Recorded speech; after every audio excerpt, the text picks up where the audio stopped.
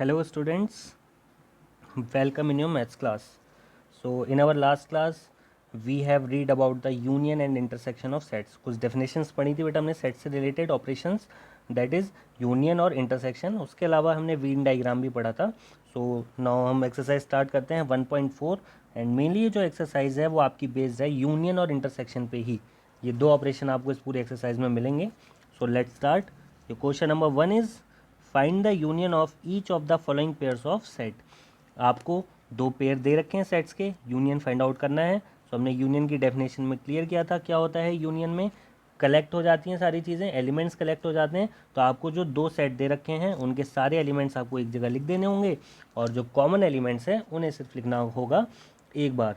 सो x और Y आपको दे रखा है, इसका यूनियन हमें फाइंड आउट करना है. तो कैसे रिप्रेजेंट करेंगे एक्स यूनियन का sign y, x union y is equal to, अब आपके पास फर्स्ट एलिमेंट 1 है, उसके बाद आप देखते हैं कि यहाँ पे 3 है, यहाँ पे 2 भी है एक एलिमेंट, तो आप पहले 2 लिख लीजिए. उसके बाद आप देखते हैं 3 दोनों में कॉमन एलिमेंट है, 3 लिख लीजिए. और उसके बाद है आपके पास 5, उसके अलावा कोई एलिमेंट नहीं है. तो टोटल आपके पास आ गए 4 elements 1 2 3 and 5, that is x union y. So बहुत ही सिंपल सा क्वेश्चन है. नेक्स्ट क्वेश्चन देखते हैं. आपको सेट ए दे रखा है वोवेल्स का AEIOU और सेट बी दे रखा है उसमें 3 अल्फ़ाबेट्स हैं, दैट इज़ ABC.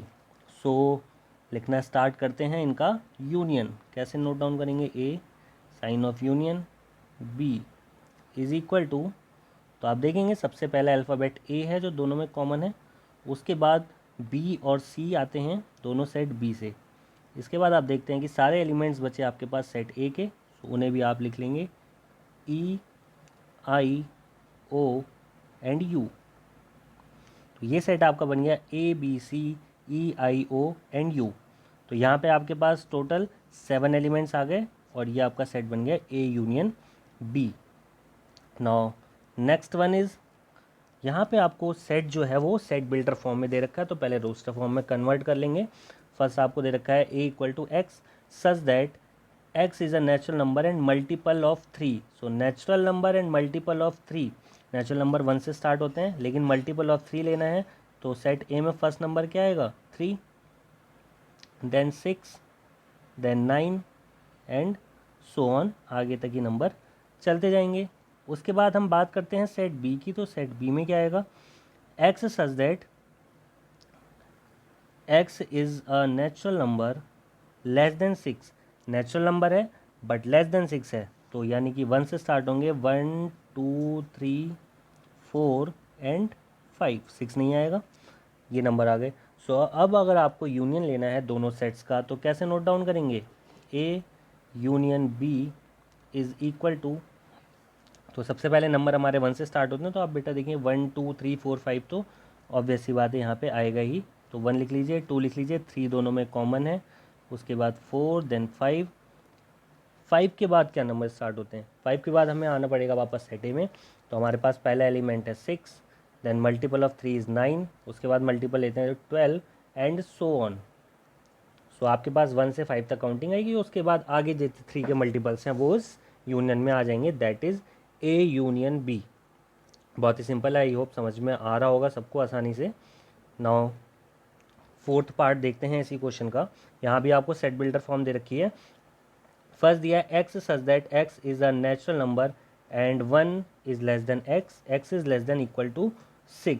सो जब हम सेट ए को लिखते हैं सेट बिल्डर फॉर्म में तो बेटा क्या हो जाएगा, देखिए x नेचुरल नंबर है 1 से स्टार्ट होना चाहिए, बट आपको दिया है x इज़ ग्रेटर देन 1. सो क्या क्या नंबर आएंगे यहाँ पे 2 3 4 5 एंड दिया है x is less than equal to 6, तो यहाँ पर 6 भी आएगा. ओके. नाउ सेट बी की बात करते हैं. सेट बी में बोला है x such that x is a natural number, यहाँ भी x नेचुरल नंबर होगा and x is greater than 6 less than 10. x की वैल्यू कहाँ से वेरी करेगी 6 से 10 के बीच में, 6 और 10 को इंक्लूड नहीं करेंगे. सो ये क्या बन जाएगा आपका set 7 8 9. Okay, only these 3 elements 7 8 and 9. सो जब अब आप इसका यूनियन लेते हैं तो इसका यूनियन क्या होगा, that is A union B is equal to, तो यहाँ आपको जो भी एलिमेंट्स दिख रहे हैं वो सारे आप यूनियन में लिख देंगे। कौन कौन से एलिमेंट्स हैं? 2 3 4 5 6 7 8 9 सारे एलिमेंट्स आ जाएंगे। 2 3 4 5 6 7 8 9। सो ये सेट क्या आ गया आपका? A union B. तो मेरे ख्याल से अब आपको बेटा क्लियर हो चुका होगा यूनियन, कोई कन्फ्यूज़न नहीं होगा इसमें। एक पार्ट और है, लास्ट पार्ट फिफ्थ, जो कि थोड़ा सा इंपॉर्टेंट है, इसे भी देख लीजिए तो सारे कन्फ्यूज़न गायब हो जाने चाहिए। आपको एक सेट दे रखा है, A is equal to 1 2 3 and B equal to 5। तो हमने जब यूनियन की प्रॉपर्टीज़ पढ़ी थी कुछ, उसमें हमने प्रॉपर्टी ऑफ 5 पढ़ा था। वहाँ पे क्या पढ़ा था? किसी भी सेट का 5 से यूनियन करते हैं तो हमें वापस से वही सेट मिल जाता है। दैट इज़ अगर हम यहाँ पे करते हैं ए यूनियन 5 तो हमें कौन सा सेट मिल जाएगा? सेट ए ही मिल जाएगा वापस से, क्योंकि 5 में कोई एलिमेंट नहीं होता है। That is equal to 1 2 and 3। इसके यूनियन में ये 3 ही एलिमेंट होंगे, 1 2 3। सो क्वेश्चन नंबर 1 बेटा आपका कंप्लीट हो गया। अब देखते हैं आपका क्वेश्चन नंबर 2। क्वेश्चन नंबर 2 में आपको दिया let A equal to A comma B. एक सेट आपको ए दिया है, that is A comma B, and set B is equal to A comma B comma C. आपसे क्वेश्चन पूछा is A is the subset of B. तो subset किस condition में होता है? जब पहले वाले सेट के सारे एलिमेंट्स जो आपको बाद में सेट दे रखा है उसमें एग्जिस्ट करते हैं, then we say that the first set is the subset of second set. तो हम यहाँ पे देखते हैं ए में कौन कौन से एलिमेंट्स है बेटा? A and B, okay, and B में कौन कौन से एलिमेंट्स है? A B C. तो ए के जो दो एलिमेंट्स हैं ए और बी, वो दोनों यहाँ पे फाइंड आउट कर सकते हैं हम, दोनों यहाँ पे एग्जिस्ट करते हैं। सो क्या हो जाएगा हमारा पहला part? Yes, A is the subset of B. Okay, now second one आपसे पूछा what is A union B. अब आपसे यहाँ पे पूछा है ए यूनियन बी। सो अगर आप उस कंडीशन में ए यूनियन बी निकालते हैं तो क्या होगा? ए और बी के सारे आपको सेट एलिमेंट्स लिखने होंगे। तो सेट ए में कौन कौन से एलिमेंट्स हैं? A and B. और सेट बी में कौन कौन से एलिमेंट्स हैं? ए और बी हम पहले लिख चुके हैं, एक और आ गया आपके पास element C. So A union B is equal to A B comma C. यहाँ पे एक चीज़ आप बेटा नोटिस कर रहे होंगे कि सेट ए जो है वो सेट बी का सबसेट है, और जब आपने ए यूनियन बी निकाला है तो ये किसके इक्वल आ गया? बी के इक्वल ही तो आ गया। ए बी सी की वैल्यू ए बी सी ही है, सॉरी ए बी की वैल्यू ए बी सी है, तो ए यूनियन बी किसके इक्वल आ गया? बी के इक्वल आ गया। तो यहाँ से हमें एक कंडीशन और मिल जाती है जो शायद नेक्स्ट क्वेश्चन में आपको दे भी रखी होगी कि if A is a subset of B then A union B will be equal to B. Okay, so जो चीज़ हमने अभी सॉल्व की बेटा क्वेश्चन नंबर 2 में, देखिए वही आपको यहाँ दे रखा है क्वेश्चन नंबर 3 में। If A and B are two sets such that A is a subset of B then what is A union B. So हमने अभी क्लियरली देखा कि अगर ए बी का सबसेट है तो ए यूनियन बी किसके इक्वल आ जाएगा? बी के इक्वल आ जाएगा। और एक एग्जांपल के थ्रू हम देख लेते हैं, अगर ए इज़ इक्वल टू 1,2 है, बी इज़ इक्वल टू 1 2 3 है। सो ए के सारे एलिमेंट्स बी में एग्जिस्ट करते हैं, तो ये आपका ए जो है वो बी का सबसेट हो गया। और जब आप ए यूनियन बी निकालेंगे तो वो आएगा 1 2 3 that is equal to B. पिछले क्वेश्चन में भी हमने एक ऐसा ही एग्जाम्पल देखा था, बहुत ही सिंपल सा है। तो A union B is equal to आ गया आपके पास बी। तो अब पहुँचते हैं हम क्वेश्चन नंबर 4 पे। क्वेश्चन नंबर 4 में हमें फिर से बहुत सारे यूनियन के साइंस दिख रहे हैं और आपको दे रखे हैं कुछ सेट। यहाँ पे आपको A B C D total 4 set दे रखे हैं, है ना? 4 सेट दे रखे हैं, सबकी वैल्यूज़ दे रखी है, और आपको नीचे बहुत सारे क्वेश्चन पूछे, आपको फाइंड आउट करना है। तो बहुत सिंपल है, एक दो चीज़ें मैं करके बताता हूँ आपको, बाकी आप ट्राई कीजिएगा, बहुत ही ज़्यादा सिंपल है। फर्स्ट कंडीशन में आपको ए यूनियन बी निकालना है। तो सेट ए में एलिमेंट है 1 2 3 4 और बी में एलिमेंट है 3 4 5 6। तो ए यूनियन बी निकालेंगे तो सबसे पहले ए के एलिमेंट क्या क्या आ जाएंगे? 1 2 3 4। ओके, उसके बाद आते हैं हम बी में। बी स्टार्ट है 3 से, 3 और 4 हम पहले लिख चुके हैं, तो हमारे पास बचा सिर्फ 5 and 6। So A union B equal to क्या आ गया? 1 2 3 4 5 6। तो बहुत ही सिंपल है, ऐसे आप question number second third fourth भी करेंगे। तो मैं अब आपको एक क्वेश्चन फिफ्थ और करके दिखा देता हूँ, जहाँ पे आपको 3 सेट का यूनियन करना है। So A union B union C. तो जब आप इसे फाइंड आउट करेंगे बेटा, A union B union C को फाइंड आउट करेंगे, तो क्या होगा? आप यहाँ पे सारे एलिमेंट्स लिख देंगे, किसके? ए के एलिमेंट्स भी लिखेंगे, बी के एलिमेंट्स भी लिखेंगे और सी के एलिमेंट्स भी लिखेंगे।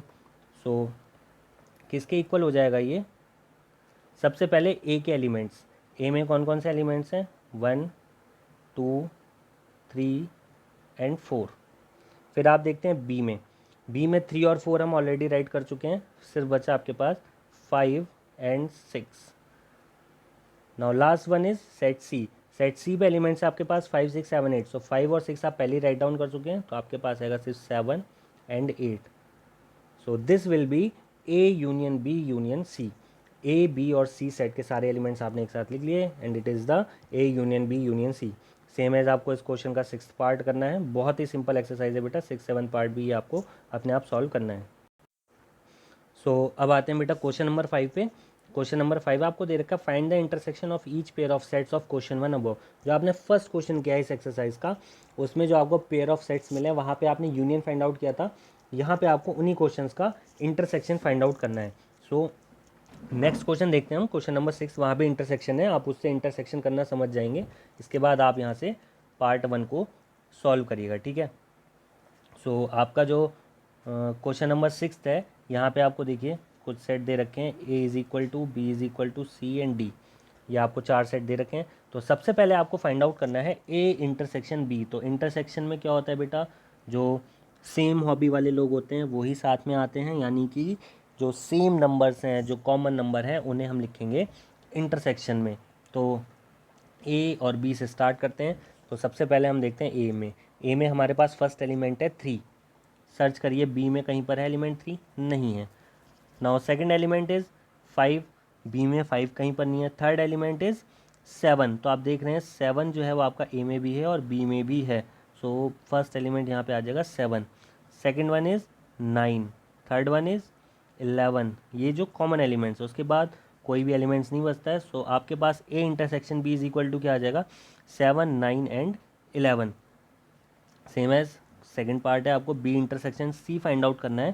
सो क्या लिखेंगे, बी और सी। बी में फर्स्ट नंबर है आपका 7, सी में कहीं पर भी नहीं है। सेकंड नंबर है आपका 9, वो भी नहीं है यहाँ पर। फिर आप देखते हैं 11 सी में है और 13 जो है वो भी सी में है। 11 और 13 कॉमन है, तो बी इंटरसेक्शन में आपका क्या आ जाएगा, 11 and 13। So this is the intersection.